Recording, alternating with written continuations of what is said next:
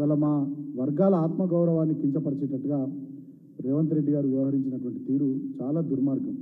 మీరు ఇక్కడ చూసినట్టయితే ఈ ఫోటోలో రేవంత్ రెడ్డి గారి దంపతులు, ముఖ్యమంత్రి గారి దంపతులు, ఉత్తమ్ కుమార్ రెడ్డి గారు, కోమటిరెడ్డి వెంకటరెడ్డి గారు వీళ్ళేమో పైన కూర్చున్నారు.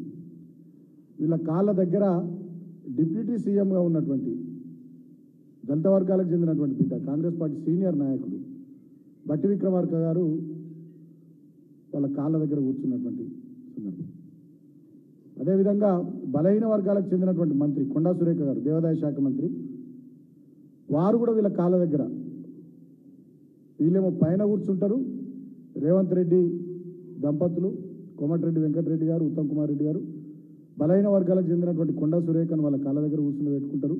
దళిత వర్గానికి సంబంధించినటువంటి బట్టి విక్రమార్క గారిని వాళ్ళ కాళ్ళ దగ్గర కూర్చుని పెట్టుకుని వల్ల యావత్ దళిత జాతిని, బడుగు బలహీన వర్గాలకు సంబంధించినటువంటి బీసీ జాతిని అవమానించారు. వెంటనే ఇవాళ నేను ముఖ్యమంత్రిని కోరుతా ఉన్నా, ఈ జరిగినటువంటి మీరు చేస్తున్నటువంటి మీ ఆచరణ ఇదంతా కూడా ఇవాళ దళిత జాతి, అదేవిధంగా బహుజన జాతి, బడుగు బలైన వర్గాల ప్రజానికం గమనిస్తూ ఉన్నారు.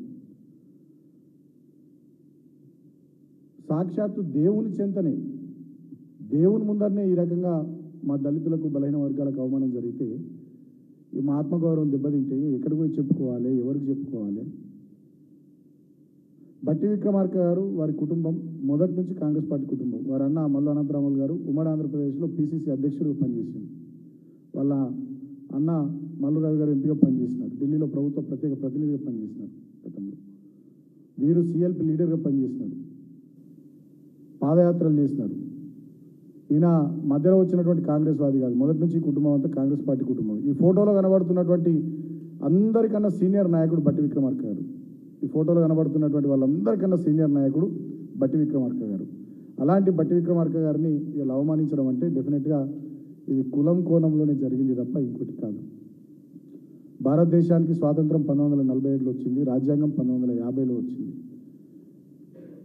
75 సంవత్సరాల స్వతంత్ర భారతదేశ చరిత్రలో ఇంకా ఈ రకంగా ఈ నయా దేశ్ముఖ్ల పరిపాలనలో ఇంకా మా దళిత జాతి, బడుగు బలహీన వర్గాల జాతి ఈ రకంగా ఈ వర్గాలకు రిప్రజెంటేటివ్స్గా ప్రభుత్వంలో భాగస్వాములై ఉన్నోళ్ళు వీళ్ళేం సామాన్యులు గారు. ఈ దళిత బహుజన వర్గాలకు ప్రభుత్వంలో రిప్రజెంటేటివ్స్గా, ప్రతినిధులుగా ఉన్నటువంటి వాళ్ళు, ప్రభుత్వాన్ని నడిపిస్తున్నటువంటి పెద్దల్లో వీరు కూడా భాగస్వామ్యులు. అటువంటి వీళ్ళనే వాళ్ళ కాళ్ళ దగ్గర కూర్చుండబెట్టుకున్నారంటే